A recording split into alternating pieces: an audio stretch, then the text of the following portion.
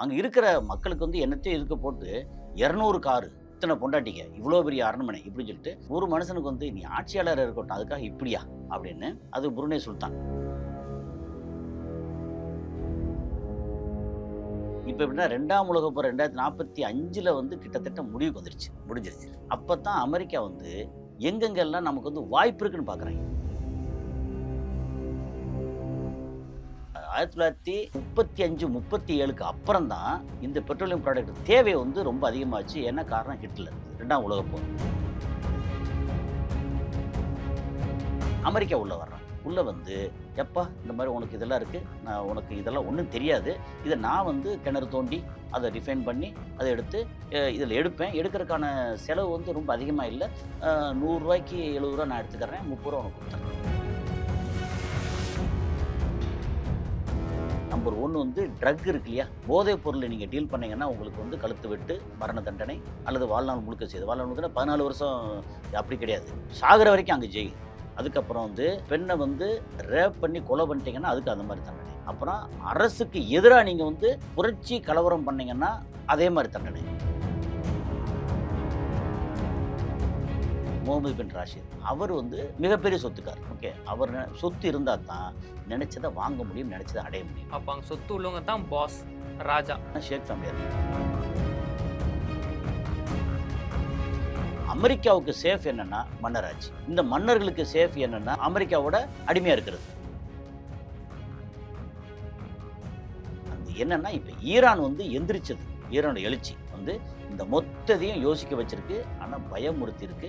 மன்னராட்சி வந்து கைய விட்டு போயிருமோன்ற பயம் வந்திருக்கு. ஏன்னா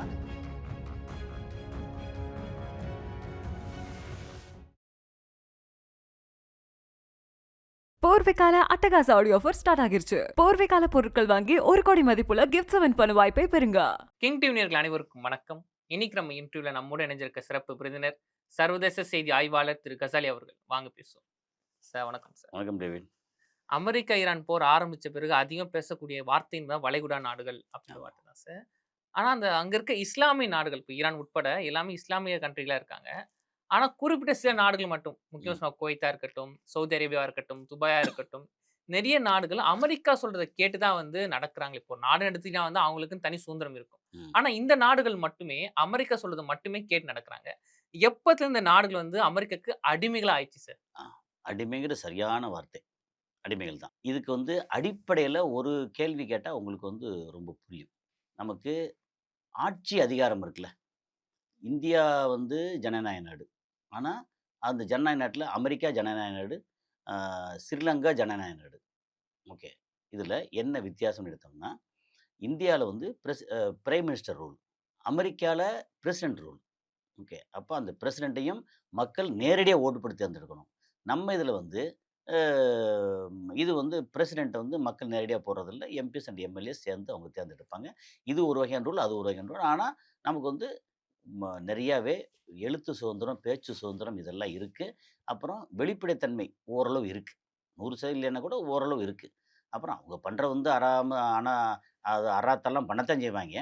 ஆனா, அத எதிர்த்து கேள்வி கேட்க முடியும். ஒரு கட்டத்துக்கு மேல வந்து எல்லாரும் போராடுனாங்கன்னா, நமக்கு வந்து தர்மேந்திர பிரதான நெ ரிசைன் பண்ண சொன்ன மாதிரி ரிசைன் பண்ண சொல்ல முடியும். இதே மாதிரி வடகொரியால பண்ண முடியாது. சைனால பண்ண முடியாது. ரஷ்யால பண்ண முடியாது. ஓகே. இந்த மாரி போராட்டம் பண்ணி பண்ண முடியாது. ஸோ, இது வந்து ஜனநாயக நாடு ஒரு பக்கம். அப்புறம் கம்யூனிசம் அப்படின்ற பேர்ல கொஞ்சம் அடக்குமுறை உள்ள நாடுகள் கொஞ்சம் இது இருக்கு. இதெல்லாம் இல்லாம மன்னராட்சின்னு சொல்லி கேள்விப்பட்டிருப்பீங்க. ஓகே. உலகத்துல எங்கெல்லாம் இருக்கு உங்களுக்கு தெரிஞ்சு மன்னராட்சி? சார் சவுதி அரேபியா, சரி, துபாய், சரி.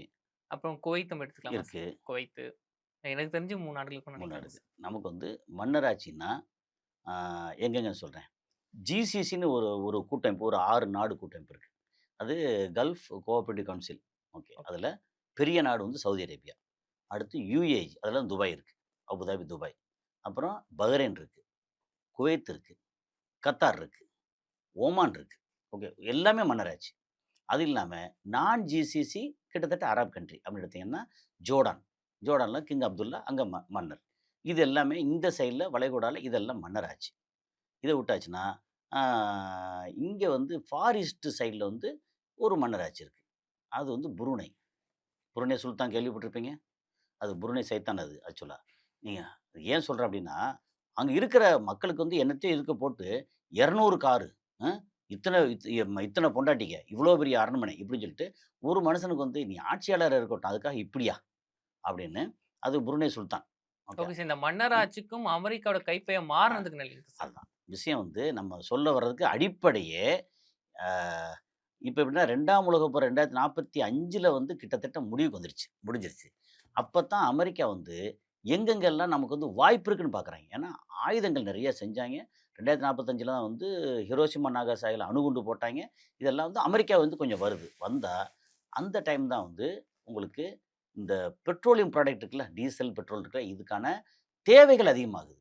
அதுக்கு முன்னாடியே வந்து 1880, 90, 1850ல எல்லாம் அங்க வந்து லேசா அங்க மண்ண தோண்டி கிடைச்ச அந்த ஒரு மாரி கருப்பு திரவம், அத வந்து வேற எப்படி பயன்படுத்தணும்னு தெரியாம என்னத்தையோ பண்ணிட்டு இருந்தாய்ங்க.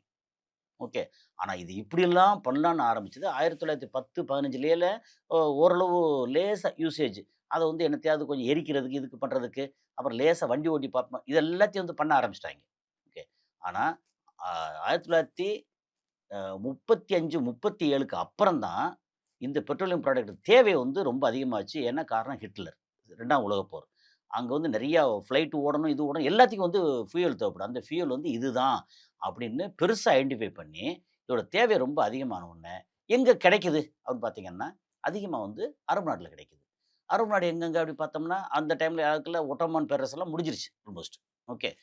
ஒட்டோமான் பேரரசு தான் பல 100 வருடங்களா அங்க ஆட்சி பண்ணியிருந்தாங்க. எங்க நம்ம துருக்கி தலைநகர கொண்டு ஆட்சி பண்ணாய்ங்க. ஓகே. ஸோ போயிருச்சு. இப்போ அமெரிக்கா வர்றான். ஆனா அதுக்கு முன்னாடி வந்து அ அ யாரு ஆட்சியில இருந்தான்னா, பிரிட்டிஷ்காரன் ஆட்சியில இருந்தான். பிரிட்டிஷ்காரன் சுதந்திரத்த குடுத்து வெளியேறான். அமெரிக்கா உள்ள வர்றான். உள்ள வந்து, "எப்பா இந்த மாரி உனக்கு இதெல்லாம் இருக்கு. நான் உனக்கு இதெல்லாம் ஒண்ணும் தெரியாது. இத நான் வந்து கிணறு தோண்டி, அத ரிஃபைன் பண்ணி, அத எடுத்து இதில எடுப்பேன். எடுக்கறக்கான செலவு வந்து ரொம்ப அதிகமா இல்ல. ரூ. 100க்கு ரூ. 70 நான் எடுத்துக்கறேன். ரூ. 30 உனக்கு குடுத்துர்றேன். நீ சும்மாதான உட்காந்துருக்க. உன் இடத்துல எடுக்கறனால அவ்வளோ குடுத்துர்றேன்." அப்புட்ன மாரி மேஜர் அமௌண்ட். அது போக என்ன பண்ணேன், 1960, 65 அந்த ரேஞ்ச் 70கள்ல வந்து ரொம்ப பெரிய அளவுக்கு ஒர்க் பண்ண ஆரம்பிச்சாய்ங்க. அப்போ வந்து என்னன்னா, உங்களுக்கு அ அதிகமா கிடைச்சது சவுதி அரேபியா. அப்புறம் யுஏஇல அபுதாபி. அப்புறம் குவைத்ல நெறைய கிடைக்குது. அப்புறம் ஈராக்ல கிடைக்குது. ஈரான்ல கிடைக்குது. நெறைய கிடைக்குது. அப்புறம் பஹ்ரைன்ல பார்த்தீங்கன்னா, கொஞ்சம் கிடைக்குது. ஓகே. கத்தார்ல நேச்சுரல் கேஸ் வந்து 1970களுக்கு தான் அந்த அந்த டைம் தான் அதுக்கு முன்னாடி பெருசா தெரியல. அப்ப என்னன்னா, இவங்களுக்கு அமெரிக்காவுக்கு ஒரு விஷயம் வந்து பிடிபட்டுச்சு. ஏன்னா வந்து, முன்னாடி வந்து அமெரிக்கால இருந்த வெளியுறவு அமைச்சர் ஒருத்தர், செக்ரட்டரி செயலாளர். ஆ ஹென்றி கிஸ்ஸிங்கர்ன்னு கேள்விப்பட்டிருப்பீங்க. அந்த ஆளு வந்து எந்த நாட்டுக்கு எதுக்கு போனாலும், அமெரிக்கா வாழ்க, அந்த நாடு நாசம். அந்த ஆளு அப்படித்தான். ஏன்னா, தன் நாட்டுக்கு என்ன தேவையோ அப்படி வந்து பிளான் பண்ணக்கூடிய ஆளு. இப்ப இன்னைக்கு வந்து ஒரு கையெழுத்து போட்டாருன்னா, 15 வருஷம் கழிச்சு அமெரிக்காவுக்கு பெரிய பலன் கிடைக்கும். அந்த நாடு நாசமா போகும். அப்பேற்பட்ட ஆளு ஹென்றி கிஸ்ஸிங்கர். அப்ப இந்த மாரி என்னன்னா, சர்வதேச அளவுல பெருசா பிளான் பண்ணணும்ல. அதுல ரொம்ப பெரிய அளவுக்கு வந்தாய்ங்க. ஸோ இந்த இடத்துல வந்து, நீங்க நம்ம இந்தியா மாதிரியோ, அல்லது ஈவன் அமெரிக்கா மாதிரியோ, சவுதி அரேபியா சுதந்திரமான நாடான்னு வச்சுக்கங்களேன். யார கட்டுப்படுத்துவீங்க? ஒரு பக்கம் ஆட்சியாளர் நடந்துட்டுருப்பாய்ங்க. இன்னொரு பக்கம் பார்த்தா, ஒரு 5 2, 3 இனக்குழுக்கள் இருப்பாய்ங்க. அவிங்க போட்டு டம்மு டம்முன்னு அடிப்பாய்ங்க. சார் அப்போ இந்த மன்னராட்சின்ற ஒரு விஷயம் தான் இன்னைக்கு அடிமையானது மிக முக்கிய ஒரு காரணமா இருக்கா அப்படி? அதேதான். இவ்வளோ தூரம் நான் விளக்குனேன்ல. ஒரே வார்த்தைய சொல்லிப்புட்டேங்க. ஏன்னா, இது வந்து நம்ம மக்களுக்கு டீட்டெயில் புரியணுங்கிறதுக்காக இத சொன்னேன் நான். ஓகே. மன்னர் இருந்தா, அந்த குடும்பம், அவிங்க வாரிசு, அவிங்க வழி வழியா ஆட்சி பண்ணுவாய்ங்க. நமக்கு வந்து கப்பம் கட்டுவாய்ங்க. ஓகே. அப்போ அவிங்களுக்கு வந்து நம்ம என்ன தரணும்? ஆ பாதுகாப்பு தரணும். அதுக்கு பாதுகாப்பு தர்றதுக்கு, உன் இடத்திலேயே வந்து நான் தளம் போட்டுக்கர்றேன். ஆஃபீஸ் வைக்கிறேன். என்னுடைய ம ஃபைட்டர் ஜெட் அது இதுன்னு எல்லாத்தையும் ஆயுதங்கள்லாம் வந்து குவிக்கிறேன். அது அத்தனைக்கும் வந்து உன்ட்டயே காசு வாங்கிக்கிறேன். இன்டைரக்ட்டா. அப்புறம் உனக்கு ஒரு ராணுவம் இருக்கும். இது வந்து அமெரிக்க தளங்கள். இப்ப சவுதி எடுத்தீங்கன்னா, அமெரிக்க தளங்கள் இருக்கு இல்லையா? அந்த தளங்கள்ல இருக்கக்கூடிய அம்யூனிஷன் இதெல்லாம் அமெரிக்காவுக்கு சேர்ந்தது. அதுக்கு இன்டைரக்ட்டா காசு வாங்கிக்கிருவாய்ங்க. நேரடியா வாங்க முடியாது. அப்புறம் சவுதிக்குன்னு ஒரு ராணுவம் இருக்கும்ல. அந்த ராணுவத்துக்கு கிட்டத்தட்ட 100% அமெரிக்கால இருந்து ஆயுதங்கள் வரும். அந்த ஆயுதத்துக்கு வந்து ரூ. 100க்கு பதிலா வந்து ரூ. 500 பில்லு போட்டு காசு வாங்கிருவாய்ங்க. சரி நீங்க ஒரு விஷயம் சொன்னீங்க. இப்ப வந்து மன்னராட்சி இருக்கிறதுனால தான் ம். வந்து இத்தனை நாடுகளும் அமெரிக்கா அடிமையா இருக்கு அப்படின்னு சொன்னீங்க. ஆமா. இதே வந்து ஒரு ஜனநாயக நாடா இப்படி இருக்காதுங்க. ஆனா அந்த கிளர்ச்சிகள் வெடிக்கும்ல சார். மக்கள் கேள்வி கேட்பாங்கல்ல சார். இப்ப மன்னராட்சியே இருந்தாலும் மக்கள் மன்னர்கள கேட்க கிளர்ச்சி மாட்டாங்களா? வரலையே பிரச்சனை. கிளர்ச்சி வந்தா என்ன நடக்கும்? உங்களுக்கு பயங்கரமான தண்டனை உண்டு அங்க. ஏன்னா நான் வந்து அந்த நாடு சவுதியில இருந்திருக்கேன். மத்த நாடுகளுக்கு துபாய்ல ரொம்ப வருஷம் இருந்திருக்கேன். ஓமான் போயிருக்கேன். ஓகே. கத்தார் போயிருக்கேன். எல்லாம் கிட்டத்தட்ட ஒரே டைப்பு தான். ஓகே. அங்க வந்து ஆ செய்திகள சென்சார் பண்றது அவ்ளோ இதா பண்ணுவாய்ங்க. வடகொரியால எப்படி இருக்கு? சைனால எப்படி இருக்கு? சைனா கூட கொஞ்சம் பரவாயில்லன்னு சொல்றாய்ங்க. வடகொரியா எப்படின்னு யோசிச்சு பாருங்க. எப்படி இருக்கோ, அதுக்கு ஈக்குவலா தான் இங்கேயும் செய்திய வந்து சென்சார் பண்றாய்ங்க. நம்ம இங்க நெறைய வந்து போர் சம்மந்தமா பேசிட்டு இருக்கோம்ல, அந்த நாட்டுல இருந்து நீங்க ஈரான் வாழ்கன்னு போட்டீங்கன்னா ஜெயில்ல போட்டுறாய்ங்க. அரபு நாடுகள்ல. ஸோ செய்தி. அதுக்கப்புறம் அங்க வந்து பெரிய அளவுக்கு கொலை குற்றம் மாதிரி எத எத ட்ரீட் பண்றாய்ங்க அப்டின்னா, நம்பர் 1 வந்து ட்ரக் இருக்கு இல்லையா? போதைப் பொருள நீங்க டீல் பண்ணீங்கன்னா, உங்களுக்கு வந்து கழுத்து வெட்டு, மரண தண்டனை அல்லது வாழ்நாள் முழுக்க செய்து. வாழ்நாள் முழுக்கனா 14 வருஷம் அப்படி கிடையாது. சாகுற வரைக்கும் அங்க ஜெயிலு. அதுக்கப்புறம் வந்து ஒ பெண்ண வந்து ம ரேப் பண்ணி கொலை பண்ணிட்டீங்கன்னா, அதுக்கு அந்த மாரி தண்டனை. அப்புறம் அரசுக்கு எதிரா நீங்க வந்து புரட்சி, கலவரம் பண்ணீங்கன்னா, அதே மாரி தண்டனை. என்ன செய்வீங்க? இப்ப இன்னைக்கு நமக்கு இந்தியால வந்து காக்ரோச் ஜனதா பார்ட்டி இது பண்ணாய்ங்க. இதே சவுதி அரேபியா இருந்தான்னா, காக்ரோச் ஜனதா பார்ட்டி காணாம போயிருப்பாய்ங்க.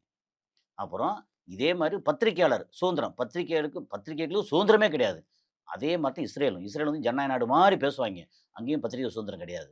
அப்புறம் சவுதி அரேபியாவ பத்தி, இந்த மன்னராட்சிய பத்தி, இந்த முகமது பின் சல்மான பத்தி ஒரு பத்திரிக்கையாளர் பெருசா வந்து எழுதி எக்ஸ்போஸ் பண்ணாரு. அந்த ஆளு வந்து துருக்கியில இருக்கும்போது, அங்க போட்டு தள்ளுனாய்ங்க. சார் அப்போ வளைகுடா நாடுகளோட உலகமே தனி உலகம் தான். அது தனி மன்னராட்சி. இது வந்து எப்படின்னா, அந்த நாட்டு மக்கள் என்ன ஒரே ஒரு விஷயம் அப்படின்னா, அங்க வந்து சொந்த மக்கள் குறைவு. உதாரணத்துக்கு நீங்க UAE எடுத்தீங்கன்னா 7 எமிரேட்ஸ் இருக்கு. அமீரகம். அதுல ரொம்ப பெருசு வந்து Abu Dhabi. Abu Dhabi, Dubai, Sharjah, Ajman, Umm al Quwain, Ras al Khaimah, Fujairah.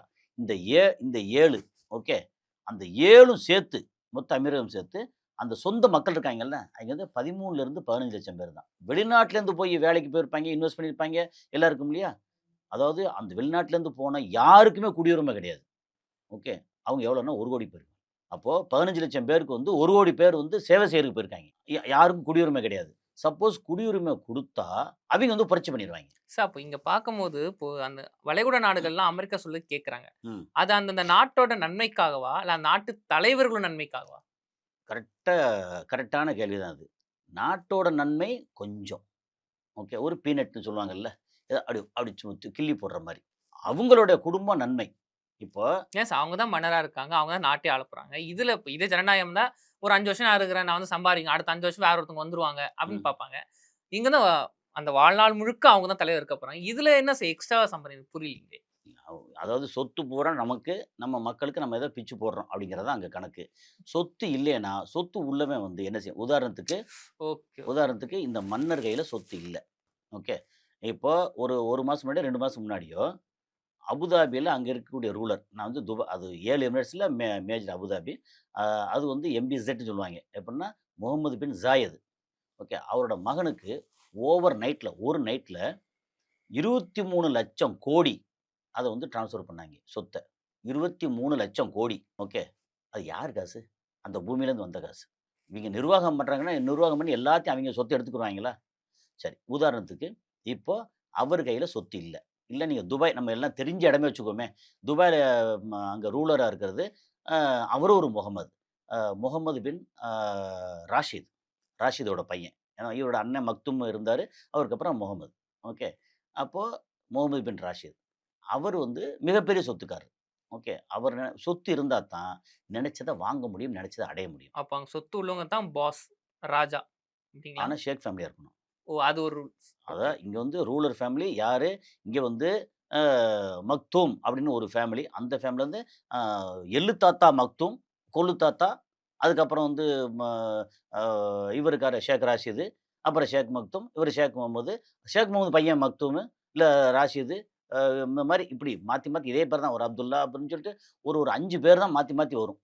Sir okay. அப்போ வந்து அங்க ஷேக்காவே இருந்தாலும், அங்க வந்து யார் ராஜாவா இருக்கணும், யார் பணம் அதிகமா இருக்கோ அதுல ஒரு அப்படிங்களா? விஷயம். அங்க வந்து கிரவுன் பிரின்ஸ் ஆக்குவாங்க. அதாவது இப்போ ஷேக் முகமது இருக்கார்ல, அவர் வந்து கிரவுன் பிரின்ஸா இருக்கும்போது, அவரோட அண்ணன் வந்து ஷேக் மக்தூம் தான் வந்து ரூலர். அதுக்கப்புறம் என்னாச்சுன்னா, இவரு அவர் மறைவுக்கு பிறகு ஆக்சுவலா இவர் வந்து ஆட்சிக்கு வரணும். யாரு? ஷேக் முகம்மது. அப்போ அ யார் வந்து கிரவுன் பிரின்ஸா இருப்பாங்க, இளவரசரா இருப்பாங்க அப்படின்னா, அந்த ஷேக் மக்தூமோட பையன் இருக்கணும். ஓகே. இவரு என்ன பண்ணாரு தெரியாது. இடையில என்ன நடந்துச்சு அப்படின்னா, அந்த ஷேக் மக்தூமோட பையன் வந்து இந்த டெசர்ட் டிரைவ் போவாங்கல்ல, அதுல ஆக்சிடென்ட்ல செத்து போனாரு. நம்ம அப்படித்தான் நம்பணும். ஓகே. அப்போ அந்த குடும்பத்தோட அந்த மிரட்டல் இருக்குல்லையா, அது எல்லாமே நீங்க இதெல்லாம் பார்த்தீங்கன்னா, முகலாய பேரரசு வந்துச்சு பார்த்தீங்கள்ல, அதுக்கும் இப்ப அரபு நாடுகள்ல மன்னராட்சியில வரக்கூடியதுக்கும் பெரிய வித்தியாசம்லாம் இல்ல. ஓகே. அப்போ ஷேக் மக்தூமோட ஃபேமிலி டோட்டலாவே அப்படி போயிருச்சு. அப்போ ஷேக் முகம்மதோட ஃபேமிலி. இப்போ கிரவுன் பிரின்ஸ் யாரு? அடுத்த அதிகாரத்துக்கு வரக்கூடிய யாரு? ஷேக் முகம்மதோட பையன். ஏன்னா அவர் ஒரு பணக்காரர் பிளஸ் அந்த ஷேக் ஃபேமிலில வராரு. பணக்காரங்கிறது இல்ல. பணம் இருந்தா தாங்க அதாவது ஷேக் ஃபேமிலி எல்லாம் பணக்காரங்க அப்படி வச்சுக்கங்க. நீங்க நீங்க நான் என்ன சொல்ல வந்தேன்னா, இப்போ ஷேக் முகம்மது கையில பெரிய செல்வாக்கு இல்ல, பணம் இல்ல. ஆனா, அங்க வந்து ஒரு 10 ஷேக் ஃபேமிலி இல்லாத தனிப்பட்ட ஃபேமிலி இருப்பாங்கல்ல. அல் குரேர், அல் ஃபுத்தைம், அல் நபூதா அப்படின்னு இதெல்லாம் வந்து பெரிய பெரிய ஃபேமிலி. அவங்க வந்து ரூலர் ஆக முடியாது. ஆனா பெரிய பணக்காரங்க, பெருங்கொண்ட பணக்காரங்க. ஒரு வேள ஷேக் முகம்மதுட்ட பணம் இல்ல. அல் நபூதாட்ட பணம் நெறையா இருக்கு. என்ன செய்வாய்ங்க, பெரிய பெரிய ஆட்கள விலைக்கு வாங்கி இந்த ஷேக் ஃபேமிலிய போட்டு தள்ளிட்டு அவங்க ரூலுக்கு வந்துருவாய்ங்க. அப்போ இந்த மன்னரோட பேராசைய அமெரிக்கா பயன்படுத்திக்குது. மன்னர்கள் மன்னரா இருக்கணும். இவங்க மன்னரா இருக்கிற வரைக்கும் தான் அமெரிக்காவுக்கு வந்து கப்பம் கட்டுவாய்ங்க. அப்புறம் அ அவங்களோட பாதுகாப்புன்னு சொல்லி தன்னோட இத வந்து ராணுவத்த எல்லாத்தையும் இங்க வந்து இறக்கி வச்சிருக்காய்ங்க. அப்புறம் இறக்கி வச்சுட்டா பக்கத்திலேயே வந்து நம்ம வந்து துஷ்டன கூட வச்சிருந்தா நம்ம ஏதாவது அசைய முடியுமா? அப்போ அமெரிக்காவுக்கு சேஃப் என்னன்னா மன்னராட்சி. இந்த மன்னர்களுக்கு சேஃப் என்னன்னா அமெரிக்காவோட அடிமையா இருக்கிறது. ஆனா அந்த மன்னர்கள் இப்ப கேள்வி கேட்க ஆரம்பிச்சுட்டாங்களோ தோணுது சார். என்னன்னா இப்போ சவுதி ம், அரேபியா வந்து ஒரு ஸ்டேட்மெண்ட் குடுத்துருக்காங்க சார். ம், அதாவது இப்போ ட்ரம்ப் அவர்களும் அவங்க மிசைல்ஸ் எல்லாமே வந்து வளைகுடா நாடுகள வச்சிருக்காங்க. எதுக்காகன்னா, ம். எந்த நாடு இப்போ ஈரானாவோ, எந்த நாடோ அடிக்கணும்னா, இங்க டைரக்ட்டா அடிக்க முடியாது. ஆனா வளைகுடா நாடுகள அடிக்கலாம் அப்படின்னு அங்க வச்சிருக்காங்க. ஆனா இப்போ சவுதி அரேபியா இத்தன நாளா இருந்த சவுதி அரேபியா இப்ப கேள்வி கேட்டிருக்காங்க. இங்க இருந்து நீங்க ஈரான அடிக்காதீங்க. அடிச்சா அவங்க திரும்பி எங்கள அடிக்கிறாங்க அப்படின்னு கேள்வி கேட்கிறாங்க சார். ஆமா. இது அமெரிக்காவ மிகப்பெரிய நோஸ் கட் தானே சார்? நோஸ்கட்டுன்னு இல்ல. ஒரே ஒரு விஷயம் தான். சொல்லுங்க. எங்க நாட்டுல உங்களுக்கு தளம் குடுத்தோம். பணம் குடுத்தோம். அதுக்கப்புறம் இங்க உற்பத்தி ஆகக்கூடிய அத்தன ஆயிலையும் வந்து டாலர்ல விநியோகம் பண்ணோம். அது பெரிய விஷயம். ஏன்னா, இந்த டாலர்ல விநியோகம் பண்ணணும்னா, இந்த டாலர் இருக்கு இல்லையா? இதுதான் வந்து இப்ப நம்ம இந்தியா வந்து ஒரு வருஷத்துக்கு கிட்டத்தட்ட 18,00,000 கோடிக்கு வந்து ஆயில் வாங்குது மொத்தத்துக்கு. ஆயில் சம்மந்தப்பட்டு வாங்குது. ஓகே. அதுல சவுதி அரேபியா அந்த மொத்த வளைகுடா மட்டுமே எடுத்தீங்கன்னா, கிட்டத்தட்ட ஒரு 10,00,000 கோடி அப்படி இருக்கு. அந்த 10,00,000 கோடியும் டாலர்ல தான் வாங்குது. அப்படி இல்லாம நேரடியா வந்து ரியால்லயோ, ருப்பிலயோ, திர்ஹாம்லயோ, திர்ஹாம்லயோ வாங்குறதா இருந்தா, அமெரிக்காவுக்கு லாபம் கிடைக்காதுல்ல. இந்த 10,00,000 கோடிக்கு நீங்க 5% போடுங்க. அப்ப எவ்வளோ ஆகும்? 10,00,000 கோடி. அப்படின்னா 50,000 கோடி வந்து அமெரிக்காவுக்கு அனாமத்தா போகுதுல்ல. ஒரு இந்தியால இருந்து ஒரு ஆயில் மட்டும். அதுக்கப்புறம் இந்தியா வந்து அங்க சப்ளை பண்ணுதுல்ல. அது வந்து உதாரணத்துக்கு எடுத்தீங்கன்னா, ஒரு 2,00,000 கோடிக்கு நம்ம வந்து எலக்ட்ரானிக் ஐட்டம், துணி வகைகள், சாப்பாடு வகைகள், ஃபுட் ஐட்டம் அப்புட்ன்னு பண்றோம். அந்த 2,00,000 கோடிக்கு 5% போடுங்க. ஏன்னா அதுவும் டாலர் தான் போகுது. எல்லா டீலிங்கும் வந்து டாலர்ல. அப்ப இந்த டாலர் இருக்கு இல்லையா? அந்த டாலர் தான் பெரிய அளவுக்கு அவங்களோட வெப்பன் அமெரிக்காவுக்கு. அமெரிக்கா. அப்ப இது டாலர்ல இல்லாம எல்லாம் மாத்தியா என்ன ஆகும்? அப்ப இதெல்லாம் பண்றதுக்கு ஓகே சொல்றதுக்கு மன்னர்கள் தான் கரெக்ட்டு.